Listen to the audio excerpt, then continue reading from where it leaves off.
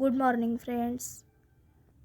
आज आपण इयत्ता 4थीमधल्या मराठी पुस्तकामधील पान नंबर 18वरील काही प्रश्न आहेत, सरावाचे वाचण्याचे आहेत प्रश्न, ते आपण समजून घ्यायचे आहेत. बघा इथं वाचा, समजून घ्या. इथं तुम्हाला काय दिलेलं आहे, वेगवेगळे बॉक्स दिलेले आहेत आणि त्याच्यामध्ये एक पुस्तक आणि त्याच्यावरती एक पेन ठेवलेला आहे.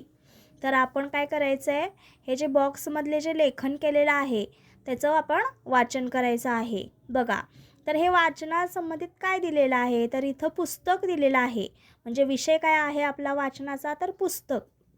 पुस्तकाविषयी आपल्याला इथं वेगवेगळ्या गोष्टी दिलेल्या आहेत, त्या आपण वाचायच्या आहेत. बघा पहिला बॉक्स बघा, अशा पुस्तकांमधून छान छान गोष्टी वाचता येतात. या पुस्तकावर पेन आहे. या पुस्तकावरून माझी आणि ताईची भांडणं होतात.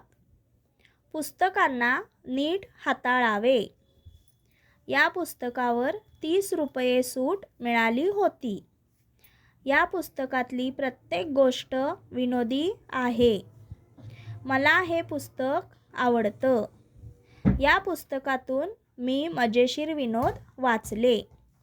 या पुस्तकाच्या 53व्या पानावर घुबडाचे चित्र आहे.